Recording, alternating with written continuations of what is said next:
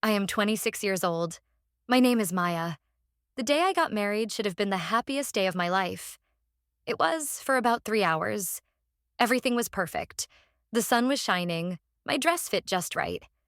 My husband, Mark, looked at me like I was the only person in the world. We said our vows. We kissed. Our families and friends cheered. It felt like a dream. We moved from the ceremony to the reception. Laughter filled the air. Music played softly in the background. People were eating, drinking, and celebrating our love. It was everything I had ever wanted. Then came the toasts. My father went first. He told a sweet story about me as a little girl. He said he was proud of the woman I had become. He welcomed Mark into our family. Everyone clapped. Then Mark's best man, Alex, gave his toast. He made a few jokes about Mark. He talked about their long friendship. He wished us a lifetime of happiness. It was funny and heartfelt. People laughed and raised their glasses. It was all so normal. It was all so wonderful. I felt a warmth spread through my chest. This was my new life. This was our beginning. Then it was my maid of honor's turn. My stepsister, Chloe. She had been my best friend for years, or so I thought. We grew up together after my dad married her mom. She was the sister I never had. We shared secrets. We shared clothes. We shared everything. Or so I believed. When I asked her to be my maid of honor, she cried happy tears. She helped me plan every detail of the wedding. She threw me a beautiful bridal shower. She seemed so happy for me. She stood beside me at the altar, smiling. Chloe walked to the microphone. She tapped it lightly. The room grew quiet. Everyone turned to look at her. She had a glass of champagne in her hand. She smiled, but it was a strange smile. It did not reach her eyes. I felt a small, cold knot form in my stomach. Something felt off. I looked at Mark. He was smiling at Chloe, waiting for her speech. He squeezed my hand under the table. I tried to smile back, pushing the uneasy feeling away. I told myself I was just being nervous. It was my wedding day. Nothing could go wrong. Chloe raised her glass. Her eyes found mine across the room. The smile on her face widened, but it looked more like a sneer. "I would like to make a toast," she said. Her voice was clear and loud. "To the beautiful bride, my dear stepsister Maya." She paused for a moment, letting the silence hang in the air. People smiled, expecting a sweet message. I held my breath. Then she said the words that shattered my perfect day. "To the bride who stole my life." The room went silent. You could have heard a pin drop. The smiles on our guests' faces froze, then melted into confusion. People exchanged awkward glances. My own smile vanished. I felt the blood drain from my face. Did I hear her right? Did she really just say that? It had to be a joke. A terrible, horrible joke that was not funny at all. I looked at her, searching her face for any sign that she was kidding. There was none. Her eyes were cold, hard, and filled with something I had never seen before. It looked like pure hatred. I turned to look at my new husband. Mark's face was ashen. He had gone completely pale. His hand, which was holding mine, was suddenly slick with sweat. His smile was gone. He was staring at Chloe, his eyes wide with what looked like fear. He was not confused. He was not surprised. He looked terrified. And that is when I knew. This was not a joke. This was real. And my husband knew something about it. He knew why she was saying this. That single realization was colder than the ice in my stomach. It was a deep, chilling dread that spread through my entire body. Chloe continued her toast. She did not seem to care about the shocked silence.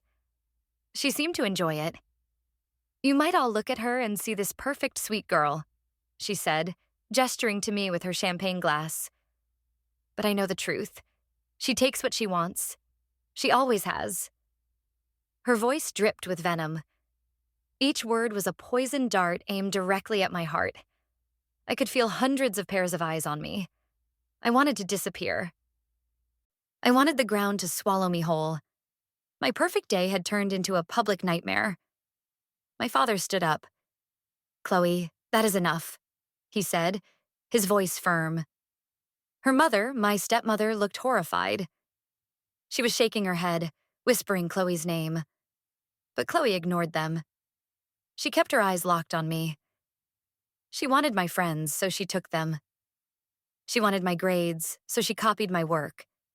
She wanted my life, so she moved into my house and charmed my parents. The accusations were absurd.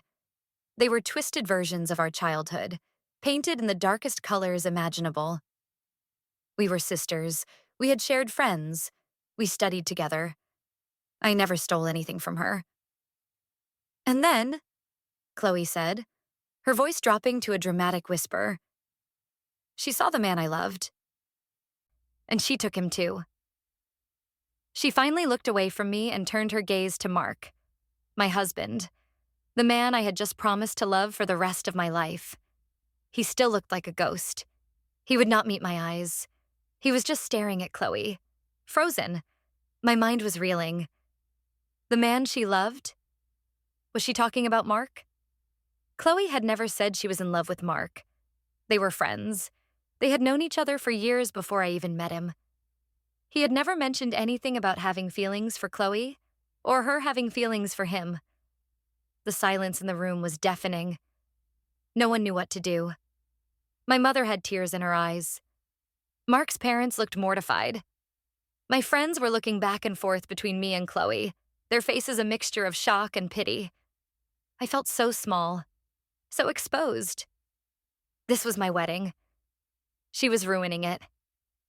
She was turning my celebration into her personal stage for some twisted drama, and my husband's reaction was making it 1,000,000 times worse. Why did he look so scared? Why was he not defending me? Why was he not telling everyone that Chloe was lying? The best man, Alex, finally broke the spell. He walked over to Chloe and gently took the microphone from her hand. "I think you have had a little too much to drink," he said quietly, but his voice carried in the silent room. "Let's get you some water." He tried to lead her away from the stage. Chloe snatched her arm back. "I am not drunk," she yelled. "I am telling the truth. She is a thief. Ask him. Ask Mark. He knows." She pointed a trembling finger at my husband. Every head in the room swiveled to look at Mark. He flinched as if she had physically struck him. He finally looked at me. His eyes filled with panic and something else. Guilt. It was pure, undeniable guilt. My heart did not just break. It felt like it had been ripped out of my chest and stomped on. In that moment, the beautiful white dress felt like a costume. The wedding ring on my finger felt heavy and cold. The whole day, the whole relationship, suddenly felt like a lie. Chloe was not just making a scene. She was exposing something. Something that my husband had hidden from me. The life she claimed I stole was not just a figure of speech. It was a secret. A secret they both shared. And they had let me walk down the aisle, smiling and oblivious, into a marriage that was built on that secret. The party was over. My dream was a nightmare. And it was only just beginning. My dad and Alex managed to get Chloe out of the reception hall. She was still shouting, but her words were muffled by the closing doors. My stepmother ran after them, crying. The room was left in a state of stunned, awkward silence. The band had stopped playing. The catering staff stood frozen by the walls. Our guests were whispering amongst themselves, not even trying to hide it. They were all staring at me and Mark. I felt like an exhibit at a zoo. The humiliated bride. The foolish girl who did not know her own husband. I finally found my voice. "Mark?" I whispered. My voice was shaky. I needed him to say something. Anything. I needed him to deny it. To laugh it off. To tell me Chloe was crazy. To hold me and tell me everything was okay. He just sat there, staring at his plate. He could not even look at me. "Mark, look at me," I said, a little louder this time. My voice trembled with a mixture of fear and anger. He slowly lifted his head. His face was pale and his eyes were full of a misery that confirmed my worst fears. Is it true? I asked. The question hung in the air between us, heavy and suffocating. Were you and Chloe together? I could barely get the words out. The thought was so repulsive, so betraying, I felt sick to my stomach. He shook his head quickly. No, he said, his voice hoarse. No, we were never together. Not like that. The relief that washed over me was immediate, but it was short-lived, because the fear in his eyes was still there. He was still hiding something. Then what was she talking about? I pressed. Why would she say I stole you from her? Why did you look so scared, Mark? He ran a hand through his hair, looking around the room as if he was looking for an escape. Maya, not here, he whispered, his eyes pleading with me. Please, we can talk about this later. But I could not wait. The damage was already done. Our wedding was ruined. Our guests were staring. My family was in turmoil. There was no later. There was only now. The truth, right now. No, I said, my voice gaining strength. The shock was starting to wear off, replaced by a cold, hard anger. You are going to tell me what is going on. Right now. What did she mean? What do you know that I do not? The guests near our table were shamelessly listening. I did not care. Let them listen. Let them all hear the truth, whatever it was. I was done being the smiling, happy bride. She was gone. In her place was a woman whose world had just been turned upside down. Mark finally looked me in the eyes. Chloe has always had strong feelings for me, he said, choosing his words carefully. We were friends for a long time. I knew she liked me, but I never felt the same way. I always saw her as a friend. My heart ached. So Chloe had a crush on him. A big one, apparently. It was hurtful that he had never told me, but it was not the world-ending secret I had imagined. Why did you never tell me? I asked, my voice softer now. If you knew she felt that way, why would you let her be my maid of honor? Why would you put us in this position? He sighed, a deep, weary sound. I did not think it was a big deal, he said. It was years ago. I thought she was over it. When you and I got together, she seemed so happy for us. I swear, Maya, I never thought she would do something like this. I thought it was all in the past. His explanation sounded plausible. It sounded reasonable. But it did not explain the look on his face when Chloe had made her toast. It was not the face of a man caught in some old, forgotten drama. It was the face of a man whose darkest secret was about to be exposed. I shook my head. No, I said. There is more. I can see it in your eyes. What are you not telling me? He looked down at his hands again. He was hiding something much bigger.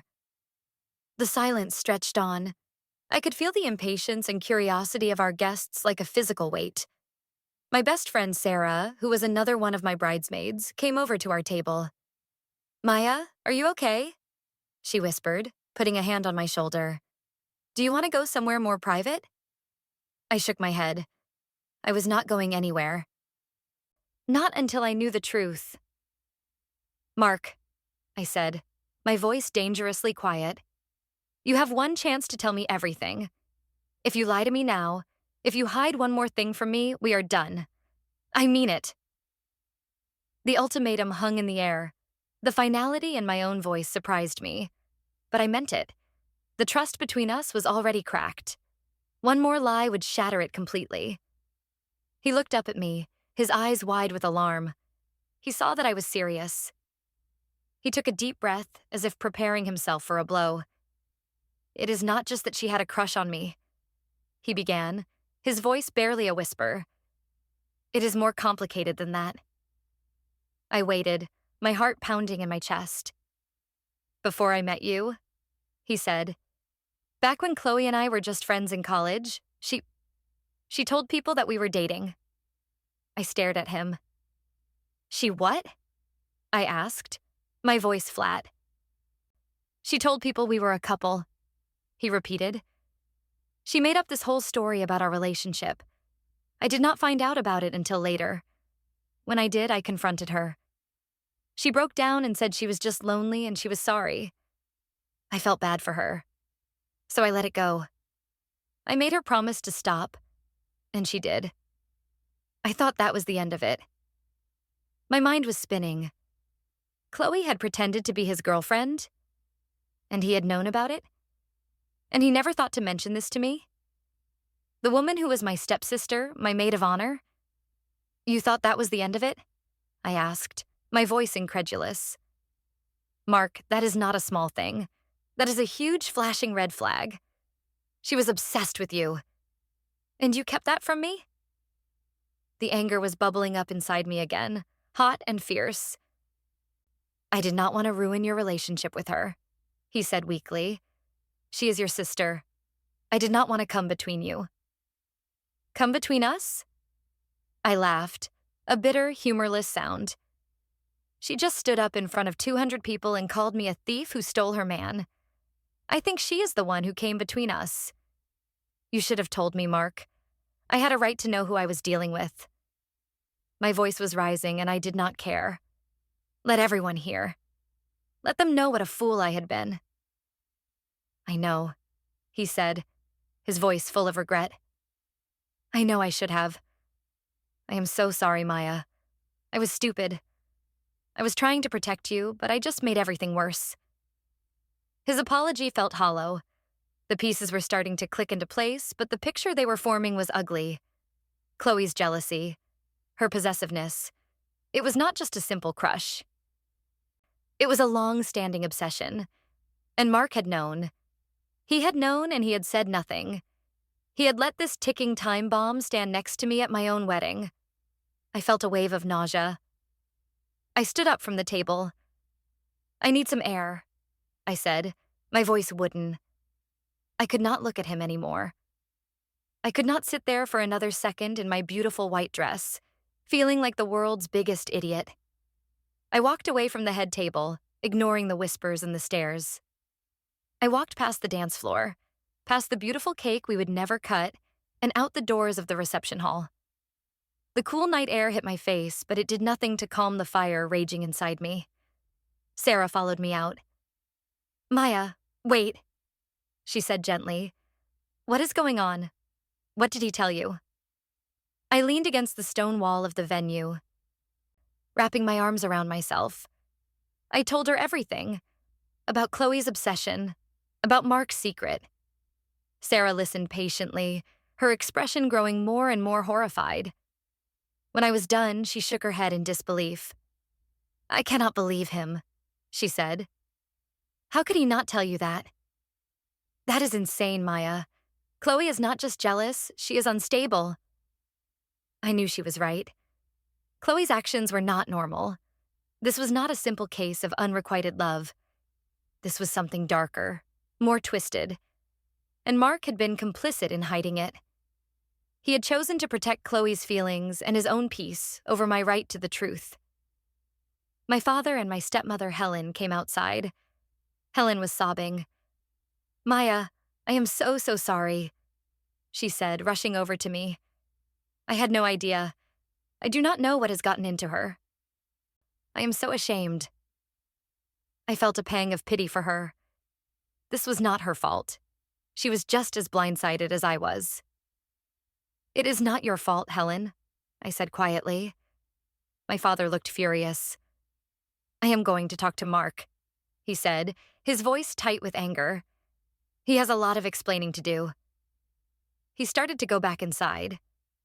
No, Dad. Wait, I said. I will deal with Mark. I need a minute to think. I needed to figure out what to do next. My wedding day was in ruins. My trust in my husband was shattered. My relationship with my stepsister was destroyed. Everything had changed in the span of 10 minutes. I felt lost, adrift in a sea of betrayal and lies. What was I supposed to do now? Go back inside and pretend everything was fine? Cut the cake and have our first dance? The thought was absurd. I looked back through the glass doors. I could see Mark still sitting at the table, his head in his hands. Our guests were starting to leave. The party was dying. Our perfect day was over. And I had a terrible feeling that the nightmare was just beginning. Chloe's toast was not just an act of revenge, it was a declaration of war. And I had been dragged onto the battlefield completely unprepared. I took a deep breath, the cool air filling my lungs. The shock was finally fading, and in its place, something else was growing. A cold, hard resolve.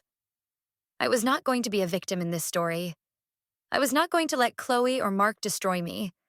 I would find out the whole truth. And then, I would take back my life. I went back inside. The room was half empty now.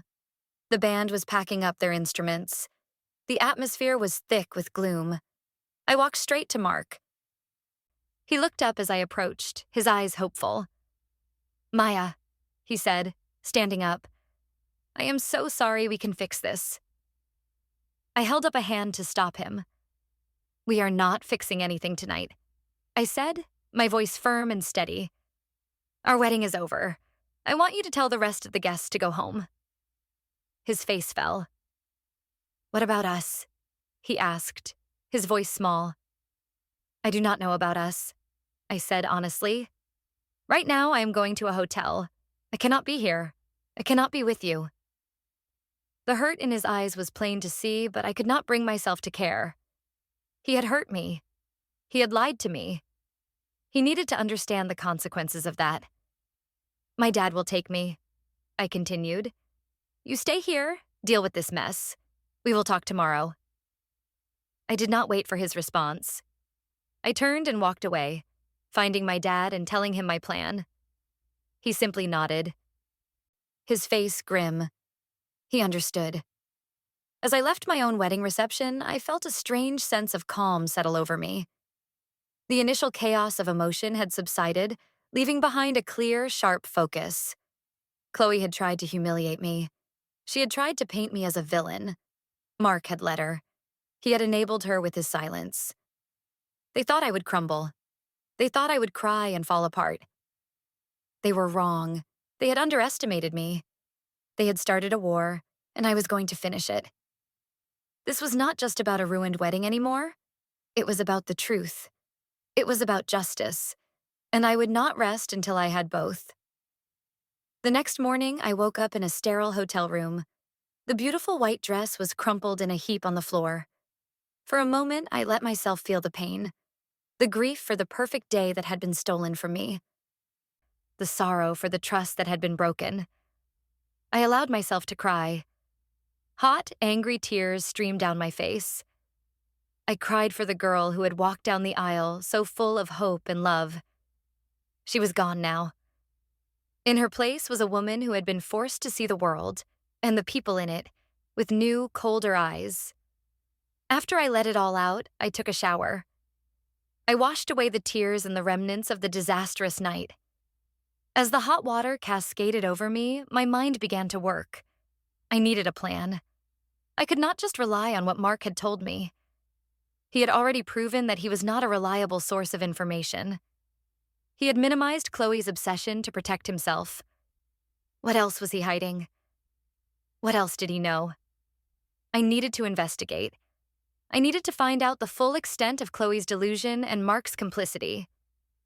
My phone had been buzzing all morning. Texts and missed calls from friends and family.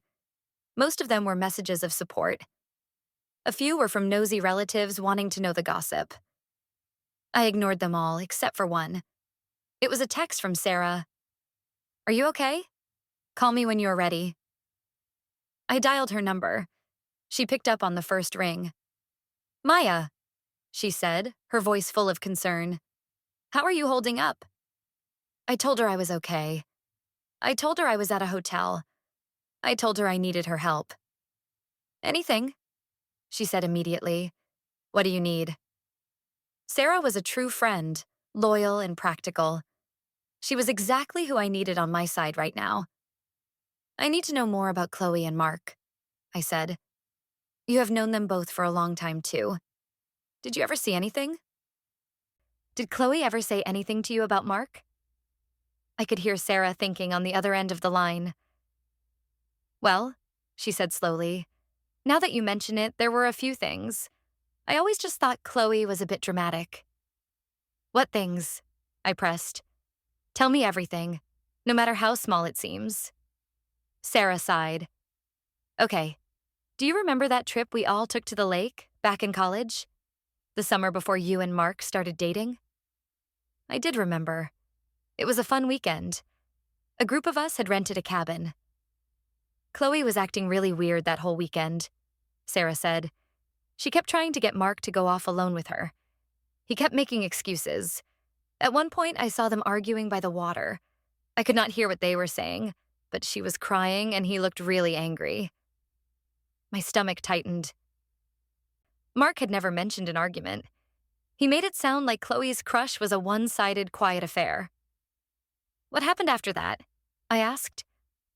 He came back to the cabin and he was in a terrible mood, Sarah recalled. Chloe did not come back for an hour. When she did, her eyes were all red and puffy. She told everyone she had a headache and went to bed. The next day, she acted like nothing had happened. It was creepy. This was new information. A heated argument. That did not fit with Mark's story of him just feeling sorry for her. There is more, Sarah said. A few months later, right after you and Mark made it official, Chloe threw a party. At the party, she pulled me aside and told me she was worried about you. I frowned. Worried about me? Why? Sarah's voice was hesitant. She said that Mark was a player, that he had a reputation for breaking girls' hearts. She said he had led her on for years and then dropped her the second you showed interest. She made it sound like they had this deep emotional connection and you just came in and ruined it. I felt a fresh wave of anger. Chloe had not just been delusional. She had been actively trying to poison my friendships against Mark. She was laying the groundwork for her victim narrative from the very beginning. What did you say to her? I asked Sarah. I told her she was being ridiculous, Sarah said firmly. I told her that you and Mark were happy and she should be happy for you. She got really defensive and told me I did not understand their special bond. After that, she was always a little cold to me. Thank you for telling me this, Sarah, I said, my mind racing. This was exactly what I needed. Concrete examples of Chloe's manipulative behavior, and proof that Mark's version of events was, at best, a gross oversimplification. He had not just let her crush go. He had actively engaged with her, argued with her, and then covered it up. He was not just a passive observer in this drama. He was a participant. After I hung up with Sarah, I called my dad. I told him what Sarah had told me. He was quiet for a long time. When he finally spoke, his voice was heavy. Maya, I think I need to tell you something about Chloe, he said. Her mother and we have had some concerns about her for a while. There have been incidents. My blood ran cold. What kind of incidents? I asked. She has a history of this kind of behavior, my dad explained. Lying, creating drama, she gets fixated on people. It happened in high school with a teacher. She became convinced he was in love with her. She wrote him letters. She followed him home. The school had to get involved. Her mother was devastated. We got her into therapy. We thought she was better. I was speechless. Chloe was not just unstable. She was genuinely unwell. And everyone had kept this from me. My dad, my stepmother. They had known she was capable of this, and they had let me make her my maid of honor. Why did you not tell me? I whispered, the sense of betrayal deepening. We did not want to label her, my dad said, his voice full of regret. We were trying to protect her privacy. We hoped she had grown out of it. We never imagined she would do something like this to you. We were wrong, Maya. We were so wrong. And I am so sorry. His apology, unlike Mark's, felt sincere, but it did not change the facts. I had been kept in the dark by the people who were supposed to protect me the most. My family. My husband. They had all prioritized Chloe's delicate sensibilities over my safety and my right to know the truth. They had all, in their own way, enabled her. I felt a profound sense of loneliness. I was completely on my own in this. I could not trust anyone's version of the story. I had to find the truth for myself. My next call was to Mark. He answered immediately. "Maya, are you okay? Where are you?" he asked, his voice frantic. "I am fine," I said, my voice cold and distant. "I need to ask you a question, and I want you to tell me the absolute truth. No more lies. No more protecting Chloe." He was silent for a moment. "Okay," he said quietly. "Ask." "The summer at the lake cabin," I began. "Sarah told me you and Chloe had a huge fight. She said Chloe was crying and you were angry. You never mentioned that to me. You told me you just felt sorry for her. What really happened that day, Mark?" I could hear him take a shaky breath. This was it. The first test. Would he lie again? Or would he finally start telling the truth? There was a long pause. I waited, my heart hammering against my ribs. "She told me she loved me," he finally said, his voice strained. "She told me that we were meant to be together and that you were just a temporary distraction. She said if I did not leave you and be with her, she would hurt herself." I gasped. I felt the air leave my lungs. This was so much worse than I could have ever imagined. Chloe had not just confessed her love. She had threatened him. She had manipulated him with the most terrible kind of emotional blackmail. "I did not know what to do," Mark continued, his voice breaking. "I was scared. I was angry. I told her she was being crazy. I told her to never say anything like that again. I told her if she ever threatened me or you, I would tell your parents everything. She backed down. She promised she would stop. She said she was just emotional and did not mean it." My head was spinning. This was a massive piece of the puzzle. It explained his fear. It explained his secrecy. He was not just protecting her feelings. He was afraid of her. He was afraid of what she might do. "Why, Mark," I whispered, tears welling in my eyes. "Why did you not tell me? We could have dealt with this together. We could have gotten her help. We could have protected ourselves."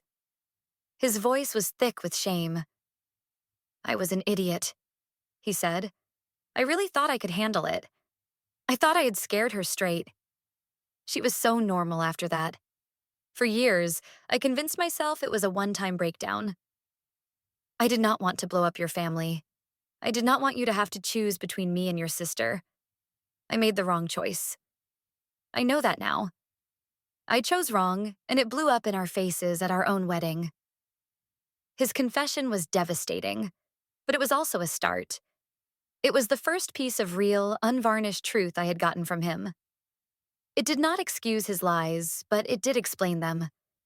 He had been trying to contain an impossible situation on his own. He had failed spectacularly. I was still angry. I was still deeply hurt. But for the first time, I felt a flicker of something other than pure betrayal toward him. I felt a sliver of understanding. He had been trapped too. "I need to see your phone, Mark," I said, my voice resolute. The request was sudden, but my mind was clear. If Chloe had been this obsessed for this long, there had to be more. There had to be a trail. Emails, texts, something. I needed to see the full history of their communication. I needed to know exactly what he had been dealing with. And I needed to see if he had been completely honest in his responses to her. There was a hesitation on his end. "My phone?" he asked, a note of surprise in his voice. "Why?" The hesitation was all I needed. It confirmed my suspicion that there was more to see. "Because I do not trust you, Mark," I said bluntly. "You have lied to me for years. You have hidden things that I had every right to know. You say you are sorry. You say you want to fix this. This is how you start, by giving me the whole truth. No more secrets. No more hidden conversations. Let me see your phone. Let me see everything. The line went quiet again. I could picture him on the other end, weighing his options. He had to know that if he said no, it was over. There would be no coming back from that. It would be an admission that there was something on that phone he could not let me see. Something that would be the final nail in the coffin of our marriage. Okay, he said finally, his voice resigned.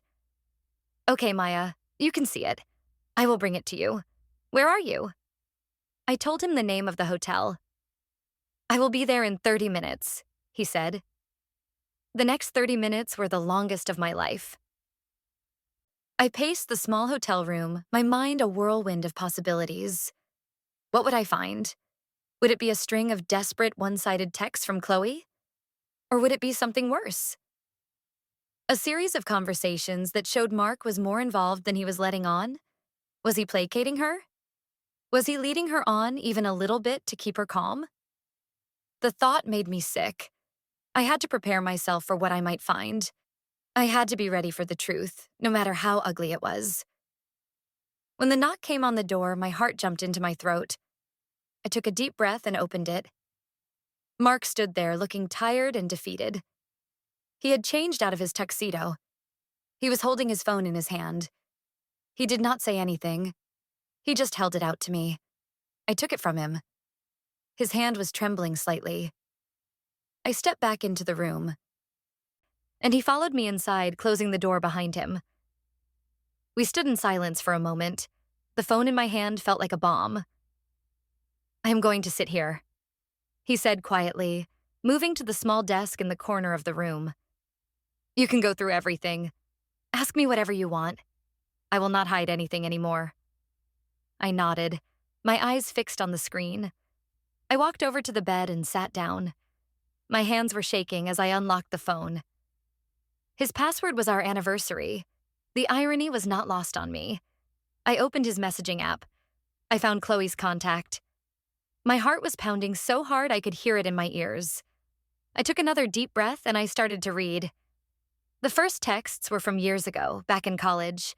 They were friendly and casual. Jokes, plans to meet up with groups of friends. It all seemed so normal. But then, the tone started to shift. Her messages became more frequent, more personal.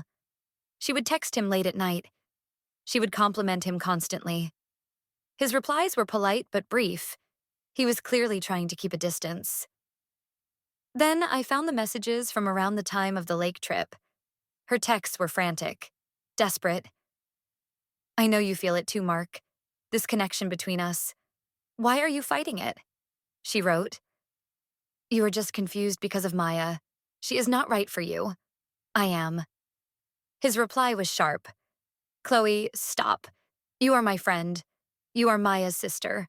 That is all you will ever be. You need to respect that. Her response was heartbreaking and terrifying. If I cannot have you, I do not want to live. It is that simple. Then a string of messages from him, begging her to call him, telling her not to do anything stupid. This was the conversation he had told me about. Seeing the words on the screen made it so much more real, so much more horrifying.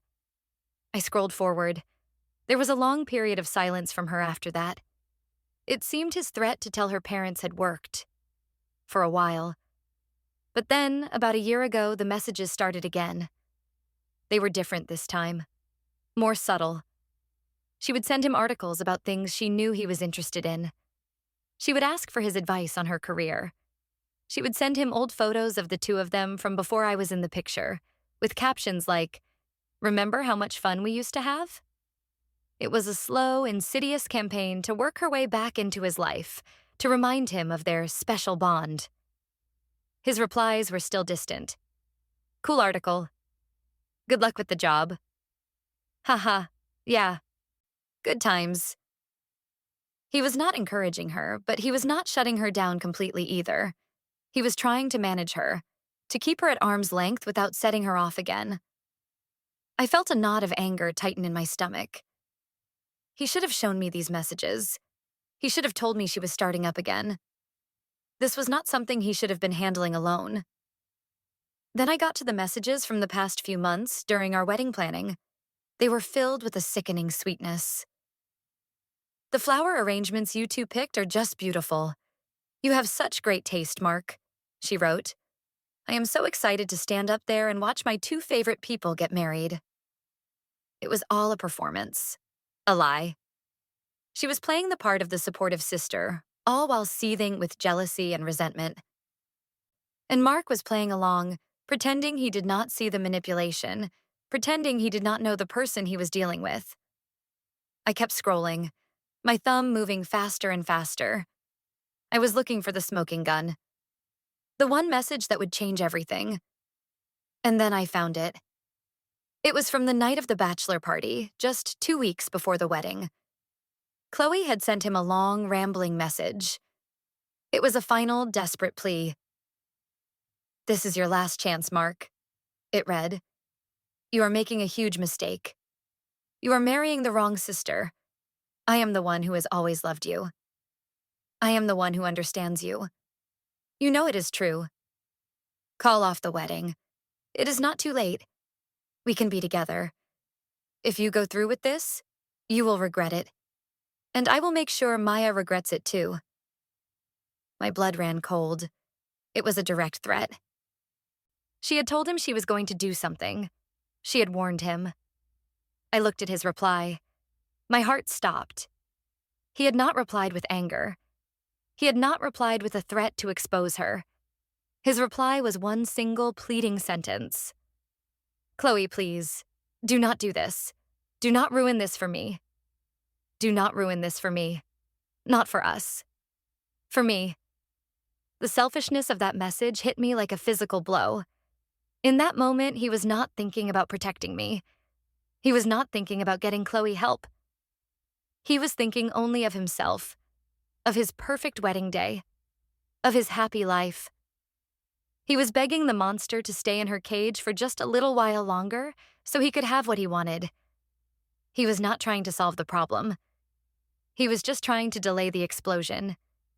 He was willing to walk down that aisle, to say those vows. Knowing that she was unstable, knowing she had threatened me and hoping for the best. I looked up from the phone. My hands were trembling with rage. Mark was still sitting at the desk watching me. His face was etched with anxiety. He knew what I had just read. He knew what it meant. You knew, I whispered, my voice shaking. You knew she was going to do something. She threatened me. She threatened our wedding. And you said nothing. He stood up and took a step toward me. Maya, he started. No, I said, my voice rising. Do not say you were trying to protect me. You were protecting yourself. You were worried she would ruin your big day. You were not worried about me at all. That is not true, he said, his voice desperate. I was worried about you. I was terrified. I froze. I did not know what to do. I kept hoping she would not go through with it. I kept telling myself she was just bluffing.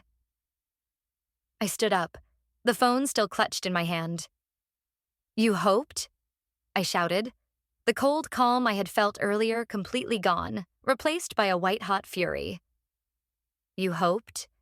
You bet our marriage, our future, my reputation on a hope?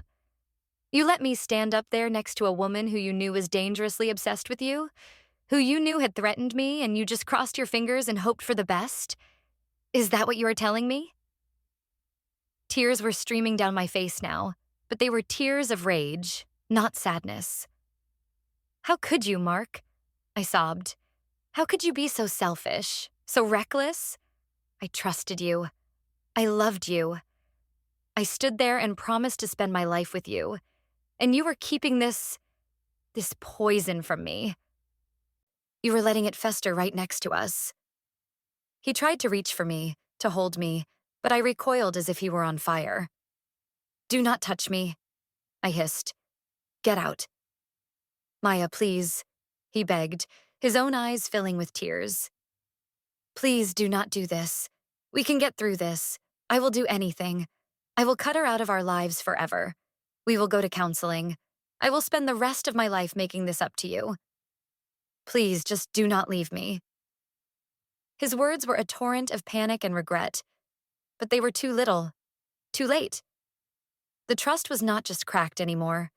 It was pulverized. It was dust. How could I ever believe anything he said again?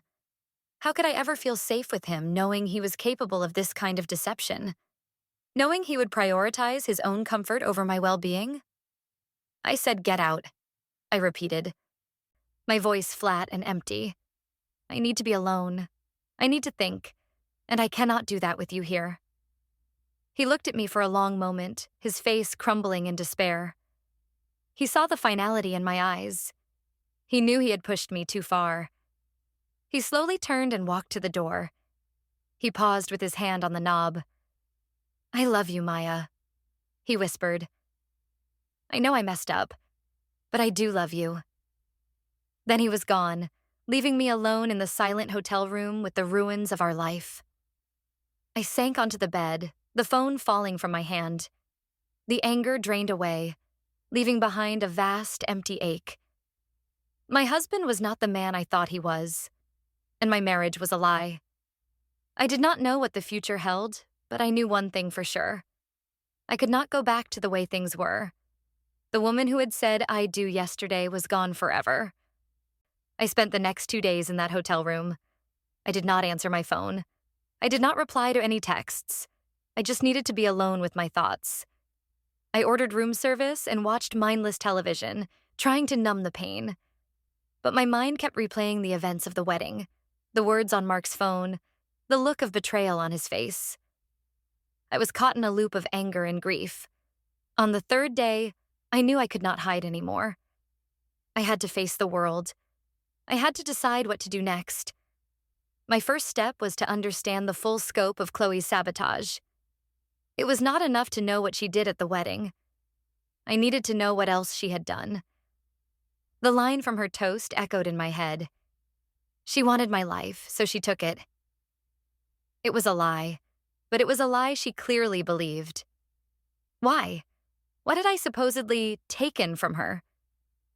I started to think back over our lives, looking for clues, for moments that I had missed or misinterpreted. I made a list: friends, grades, boys, my relationship with my dad and her mom. These were the things she had accused me of stealing. I decided to tackle them one by one. I started with our friends from high school. There was a girl, Jessica, who had been my close friend. Then, suddenly, in our senior year, she had stopped talking to me. She was cold and distant. When I asked her what was wrong, she just said, "You know what you did." I never did. It had hurt me deeply, but I eventually moved on. At the time, Chloe had been so supportive. She had told me Jessica was just jealous and not a real friend. I found Jessica on social media. She was a teacher now, living in another state. I hesitated for a long time before I hit the call button. What if she did not want to talk to me? What if she still hated me? But I had to know. I took a deep breath and called her. She was surprised to hear from me, but she was not hostile. Her voice was cautious. "Maya? Wow, it has been a long time," she said. I got straight to the point. I told her I was calling because something had happened that made me reevaluate a lot of things from my past. "Jessica, I need to ask you something that has bothered me for years," I said. "Why did you stop being my friend in high school? You said I did something, but you never told me what it was. Please just tell me the truth." There was a long silence on the other end of the line. I thought she was going to hang up. But then she sighed. "Chloe told me you were spreading rumors about me," she said quietly. "She said you told the whole soccer team that I had cheated on my boyfriend. I was so hurt, Maya. I thought you were my best friend." I felt the blood drain from my face. "What? Jessica, I would never do that. I swear I never said a word about you to anyone." I could hear the confusion in her voice. "But Chloe said she heard you. She said she confronted you and you admitted it. She was so convincing." She was crying. She said she was so disappointed in you. My hands started to shake. It was a lie. A complete, calculated lie. Chloe had not just let me believe Jessica was jealous. She had orchestrated the entire falling out. She had poisoned my friend against me. She had stolen my friendship. Jessica, Chloe lied to you, I said, my voice trembling with a decade's worth of unresolved pain. She did something terrible to me recently, and I'm starting to realize she has been doing things like this for a long time. She was the one who was jealous. She wanted to isolate me. I told her a brief, sanitized version of what happened at the wedding. As I spoke, I could hear her sharp intake of breath. When I was done, she was quiet for a moment. "Oh my God," she whispered. "I am so sorry, Maya. I feel like such an idiot. I believed her. All these years, I thought you were the one who betrayed me." We talked for another hour. We pieced together the lies Chloe had told both of us. It was a masterclass in manipulation. She had played the concerned friend to both of us, all while secretly driving a wedge between us. By the time we hung up, Jessica and I had made plans to see each other the next time she was in town. We had a lot of lost time to make up for. I had my friend back, but the discovery left me feeling sick. This was not a new thing. Chloe had been sabotaging my life since we were teenagers. Next on my list, grades. Chloe had accused me of copying her work. That one was particularly absurd. I had always been a good student. I worked hard. We had studied together sometimes, but I had never, ever cheated. But her accusation made me think. There was an incident in college. We were in the same advanced literature class. We had a final paper due. I worked on mine for weeks. I was proud of it. I got a B-. I was devastated. The professor wrote a note on it saying the thesis was unoriginal and poorly argued. I was so confused. I had thought it was one of the best papers I had ever written. Chloe, on the other hand, got an A.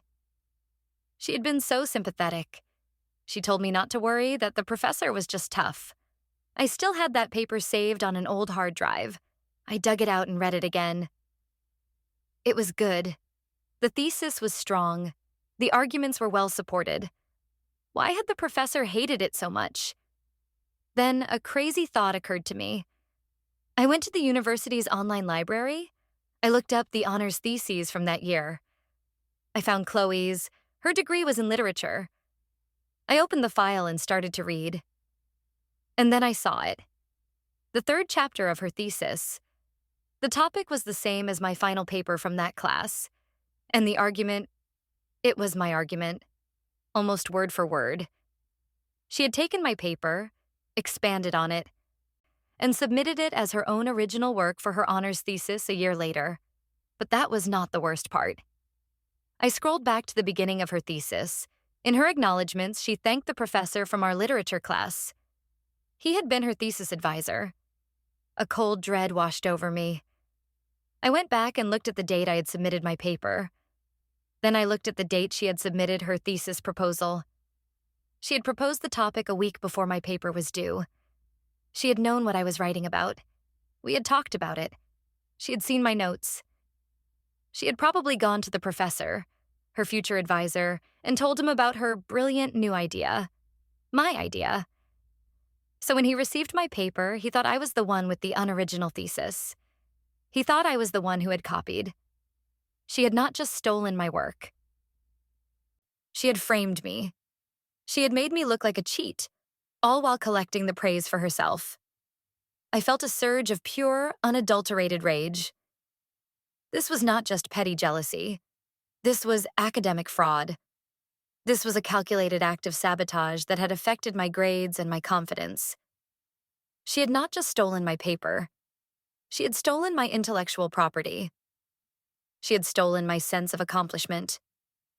I saved a copy of her thesis and my original paper. This was evidence. Hard, undeniable proof of her deception. The final piece was the boys. She saw the man I loved, and she took him too. She was talking about Mark. But was he the first? I thought back. In high school, I had dated a boy named Kevin. We were together for about a year. It was my first serious relationship. It ended badly. He broke up with me out of the blue. He said I was too needy and too dramatic. I was heartbroken. I cried for weeks. And Chloe was right there, my supportive sister, telling me I was better off without him. She told me he was a jerk who did not deserve me. On a whim, I looked up Kevin. He was also on social media. We were not connected, but we had a few mutual friends. I sent him a message. I told him it was a long shot, but I was trying to understand some things from my past. I asked him if he would be willing to talk to me about why we really broke up. I did not expect a reply. But a few hours later, he wrote back. "Sure," he said. "To be honest, I have felt bad about how that ended for a long time." We arranged a phone call for that evening. I was nervous as I dialed his number. What would he say? Would it be another one of Chloe's lies? Kevin's voice was deeper now, but still familiar. He was awkward at first, but I quickly put him at ease. I told him I was not trying to start drama. I just needed some clarity. "So, why did you break up with me?" I asked bluntly. He sighed. "Chloe," he said, and my heart sank. "It was Chloe. She told me you were still in love with your ex-boyfriend," he explained. "She said you were just using me to make him jealous. She showed me text messages where you were saying you missed him and you wanted to get back together." I was stunned. "What? I never sent any messages like that. I was crazy about you." Kevin's voice was full of regret. "I know that now. But at the time, I was a stupid 17-year-old kid. The messages looked real. Your name was at the top. She said she saw them on your phone when you left it at her house. I was so angry and hurt, I ended it. I never even gave you a chance to explain." "She faked those text messages," I said, my voice barely a whisper. The level of her deception was staggering. It was sociopathic. "She must have. I was so in love with you," I told him, the old teenage heartbreak feeling fresh again. "I believe you," he said softly. A few months after we broke up, she asked me out. I said no. It felt weird. That is when I started to think something was not right. "I am so sorry, Maya. I should have talked to you. I was a coward." We talked for a while longer. He told me he was happily married now with 2 kids. I was happy for him, but I was also mourning the relationship that Chloe had destroyed. Another thing she had stolen from me. After I hung up with Kevin, I sat in the silence of my hotel room. The pieces of the puzzle falling into place. It was a pattern. A sick, twisted pattern of sabotage that had been going on for over a decade. Chloe had seen me as her rival. Everything I had, she wanted.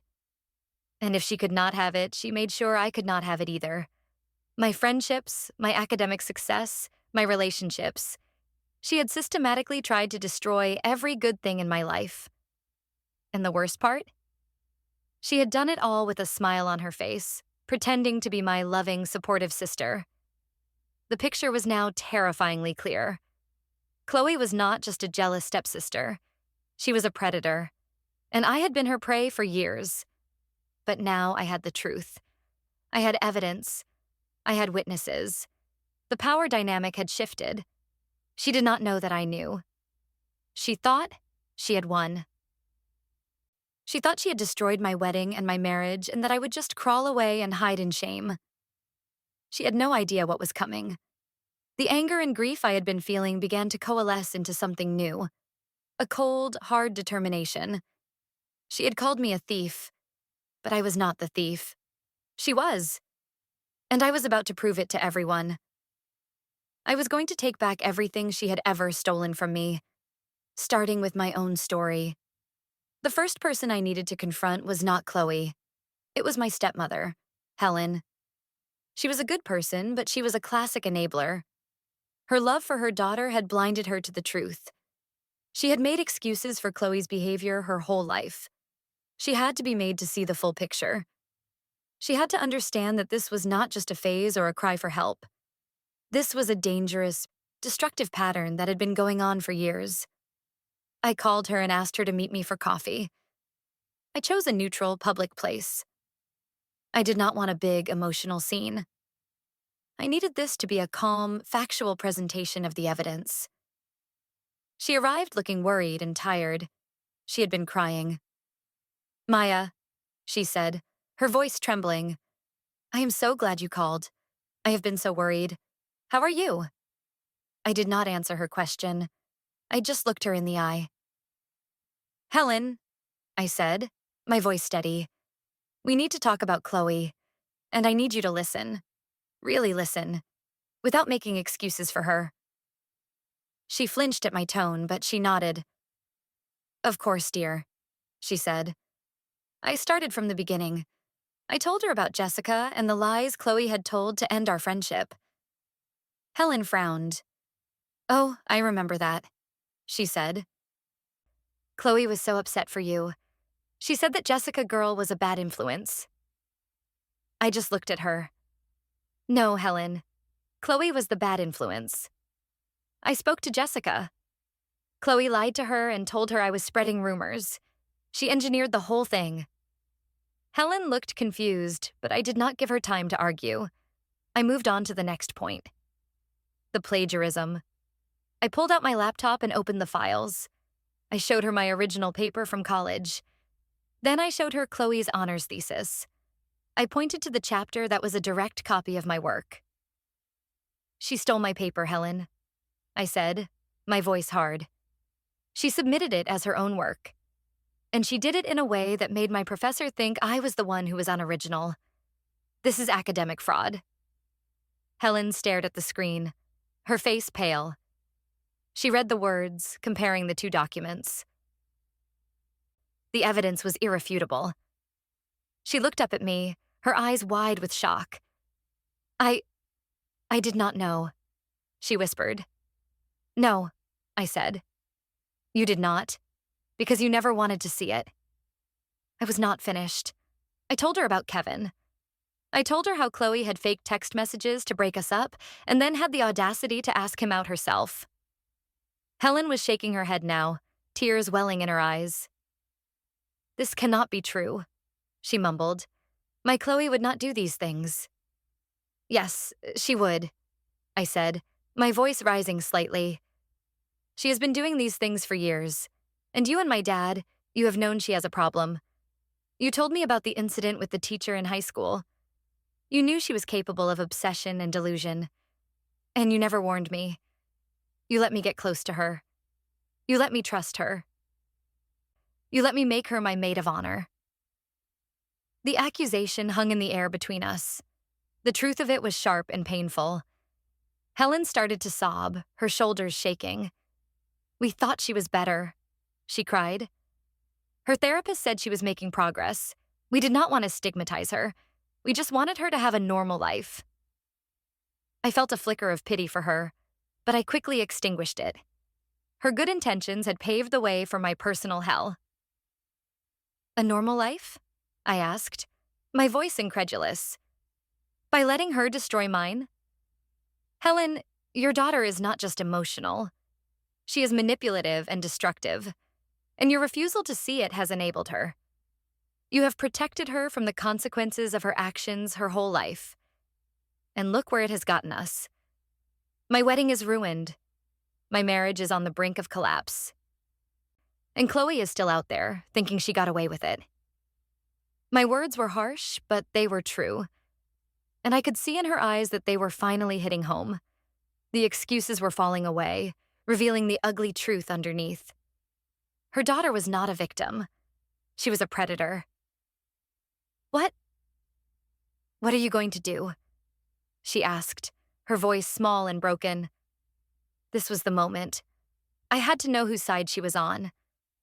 Would she continue to protect Chloe, or would she finally stand up for what was right? I am going to expose her, I said, my voice cold as ice. I am going to tell everyone the truth. I am going to show them the proof. I am not going to let her hide behind her lies anymore. And I need to know, Helen, are you going to help me, or are you going to stand in my way? She looked at me, her face a mess of tears and dawning horror. She saw the determination in my eyes. She knew I was not bluffing. She took a shaky breath. I I will help you, she whispered. I cannot let her do this anymore.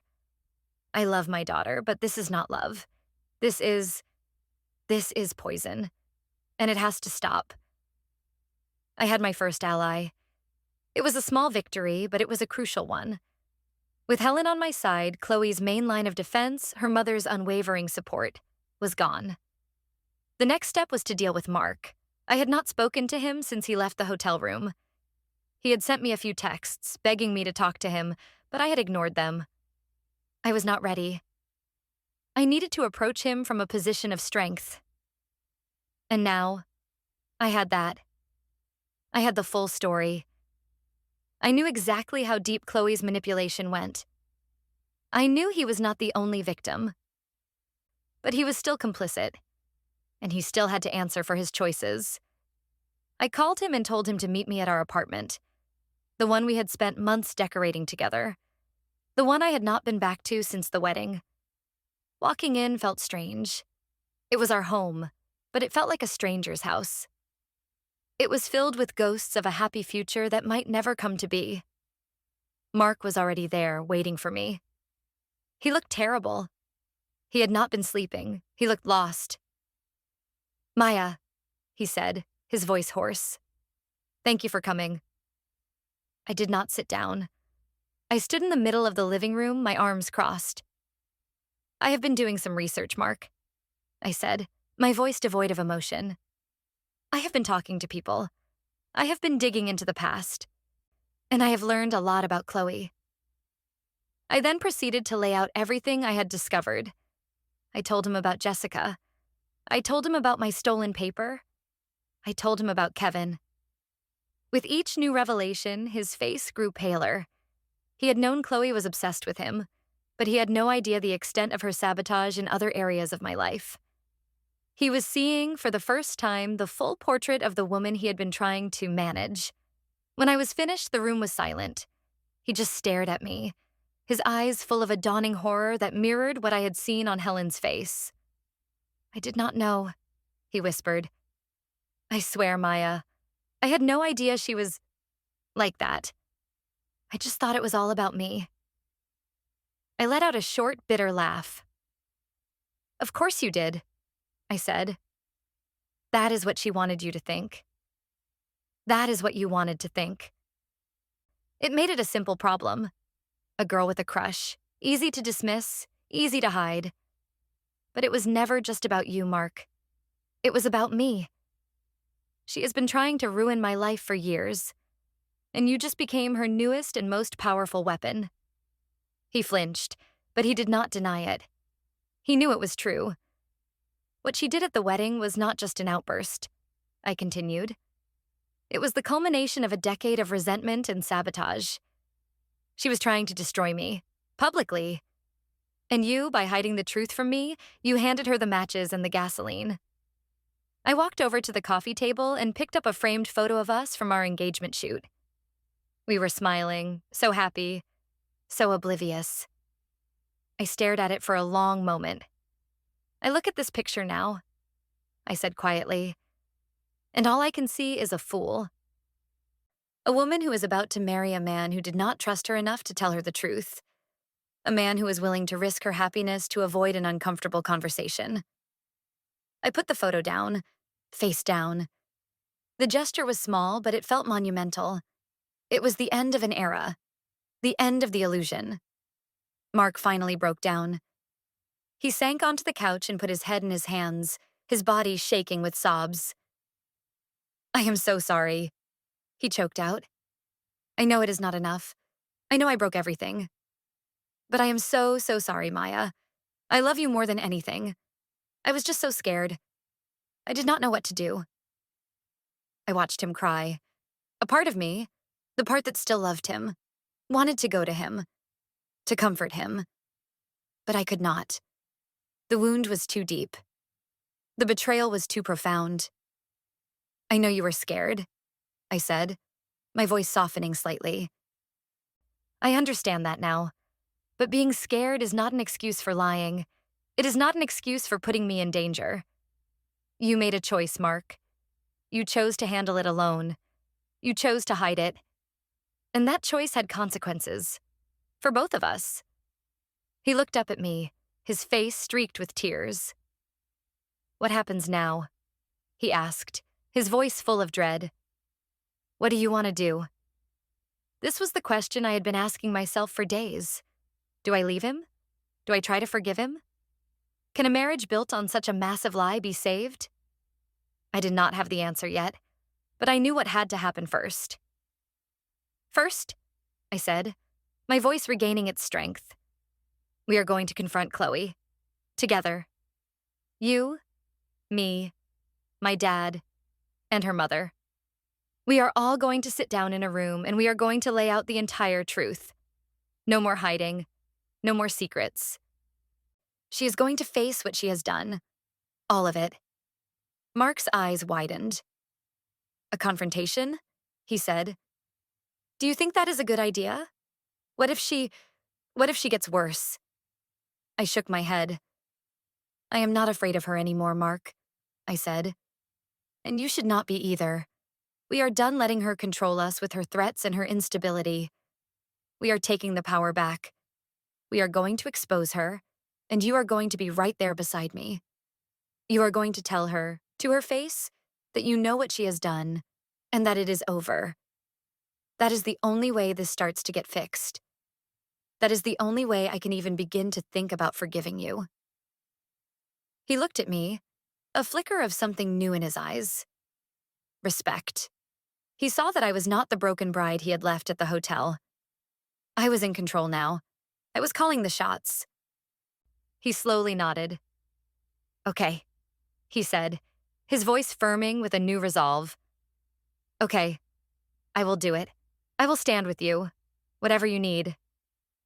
It was not a solution. It was not forgiveness, but it was a start. It was the first step on a long, uncertain road, and it was a step we would have to take together. The final battle was coming, and for the first time, I felt ready for it. I arranged the meeting for the following Sunday. I chose my dad's house. Neutral ground, but a place where I felt safe. I told everyone to be there at 2 o'clock. My dad, Helen, and Mark. I did not tell Chloe what the meeting was about.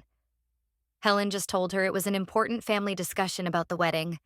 I knew that if she suspected an ambush, she would not show up. I needed her there. I needed her to be caught off guard.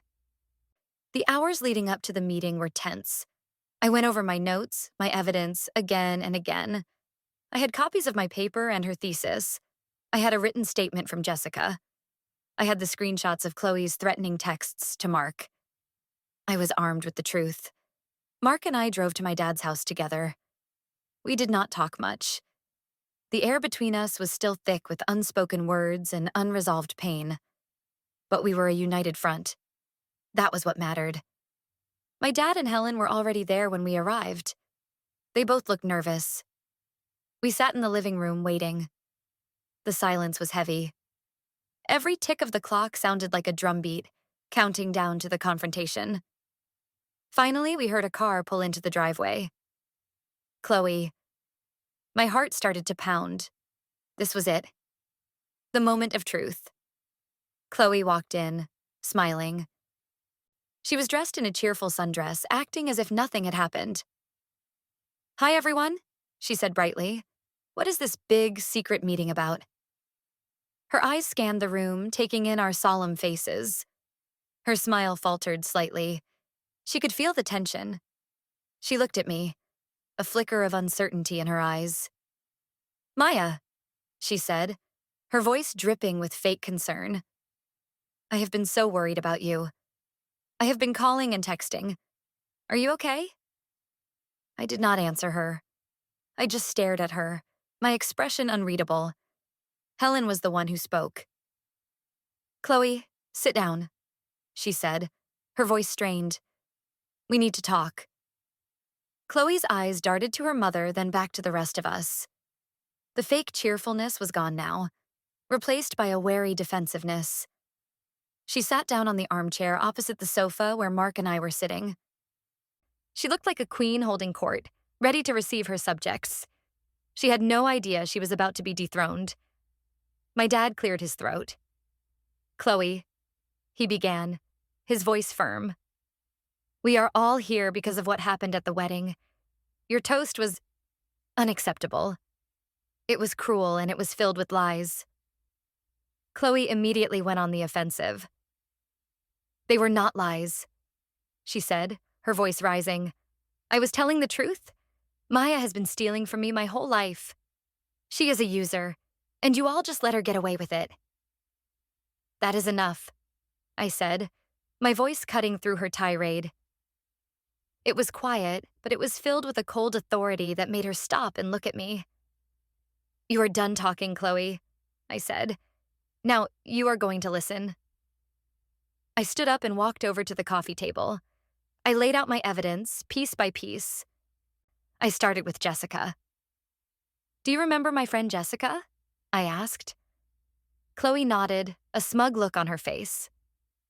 "Yes," she said. "The one who wisely dropped you after she realized what you were really like." "No," I said calmly. "The one you lied to. The one you told that I was spreading rumors about her, just so she would stop being my friend." I held up the printed statement from Jessica. "I spoke to her, Chloe. She told me everything." Chloe's face went pale. The smugness vanished. "She is lying," she stammered. "She is just trying to cause trouble." I ignored her and moved on. I laid out the copies of my paper and her thesis. "Do you remember this paper I wrote for Professor Albright's class?" I asked. "The one I got a B- on?" "The one you got an A for, when you stole it and used it in your honors thesis a year later?" Her eyes widened in panic. "That is not true. My work was original. You are the one who copied me," she shrieked. "Really?" I asked, my voice dripping with sarcasm. "Because I have the timestamps on the original document files. Mine was written a full year before yours. This is called plagiarism, Chloe. It is a crime, and I have the proof." I looked over at Helen. She was staring at her daughter, her face a mask of disappointment and horror. Chloe was starting to unravel. Her lies were being picked apart one by one in front of her entire family. I was not done. I turned to Mark. "And then there is you, Mark," I said. "The man she claims I stole." I looked back at Chloe. Her eyes were blazing with hatred. "You did steal him," she spat. "He loved me. We were meant to be together." It was time for Mark to speak. He had been silent until now, just watching, his face grim. He stood up and faced her. "No, Chloe," he said, his voice strong and clear. "I never loved you. I never wanted to be with you. I told you that, over and over again. You were my friend's sister, that is all. You invented this entire relationship in your head." "You are lying," she screamed. "You are just saying that to protect her." Mark shook his head. "I am done protecting you, Chloe," he said, his voice hard. "I am done being scared of you." He pulled out his phone. "You threatened us. You threatened Maya. You said you would make her regret marrying me." He showed her the text message, her final, desperate plea from the night of his bachelor party. She stared at the screen, her mouth opening and closing like a fish. There was no denying it. Her own words right there for everyone to see. I had one last piece of evidence, the one that would break her completely. "And Kevin," I said softly. "Do you remember him?" Chloe looked at me, her eyes filled with confusion. "Kevin? What does he have to do with anything?" "I talked to him too," I said. "He told me why he broke up with me. Because you showed him fake text messages. You made him think I was cheating on him. You destroyed my first real relationship, Chloe. Why? Because you could not stand to see me happy?" That was the final blow. The exposure of a lie so old, so deeply buried it broke her. All the fight went out of her. She slumped back in her chair, her face ashen. She looked small and pathetic. The powerful, manipulative woman was gone.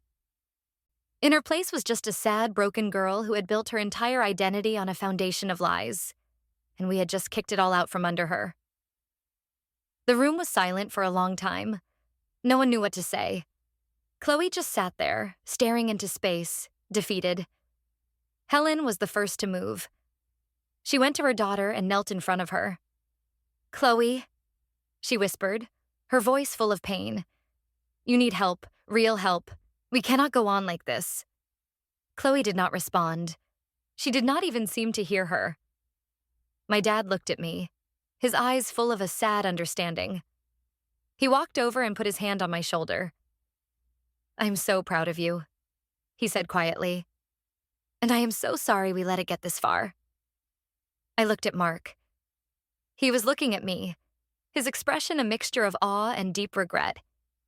He had seen me at my most vulnerable. Now he was seeing me at my strongest. He had seen me as a victim. Now he was seeing me as a survivor. He walked over to me.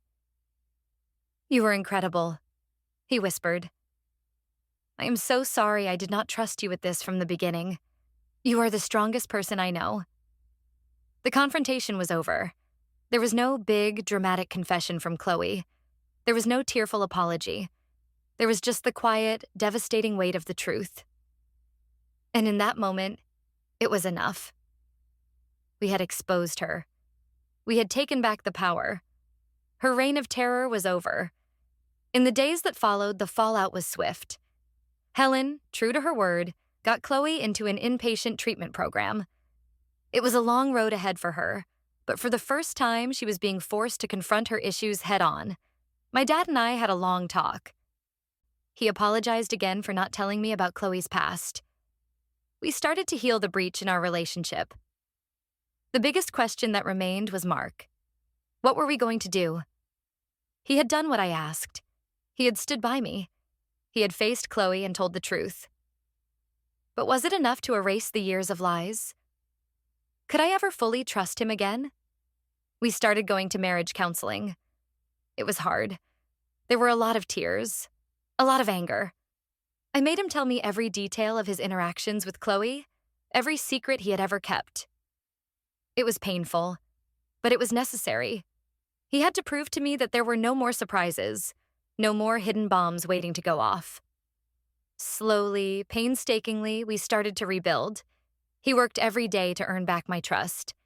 He was open, he was honest, he was patient. He understood that he had broken us, and it was his job to do the lion's share of the work to fix us. There were days when I did not think we would make it. Days when the anger and hurt felt too big to overcome. But there were also days when I would look at him and see the man I had fallen in love with. The man who was trying so hard to be better. It has been a year now. We are still together. Our marriage is not the perfect fairy tale I thought it was on my wedding day. It is something realer and in some ways stronger. It has been forged in fire. It is built not on blissful ignorance, but on a foundation of brutal honesty. We know each other's flaws. We have seen each other at our worst. And we have chosen to stay. I do not speak to Chloe. I do not know if I ever will. I hope she gets the help she needs. I hope she finds a way to live a life that is not defined by jealousy and deceit. But her story is no longer my story. I have taken my life back. She tried to steal my past, my present and my future. But in the end, the only thing she managed to do was expose herself. Her toast was meant to be my downfall. But instead, it was my liberation. She called me a thief, but she was the one who was living a stolen life, pieced together from the happiness and successes of others. I am no longer looking over my shoulder. I am no longer a victim of her narrative. I am the author of my own story now. And it is a story of survival, of strength, and of a love that was tested and, against all odds, endured. The scars are there. They always will be. But they are a reminder not of what I lost, but of what I survived. And that is a story worth telling.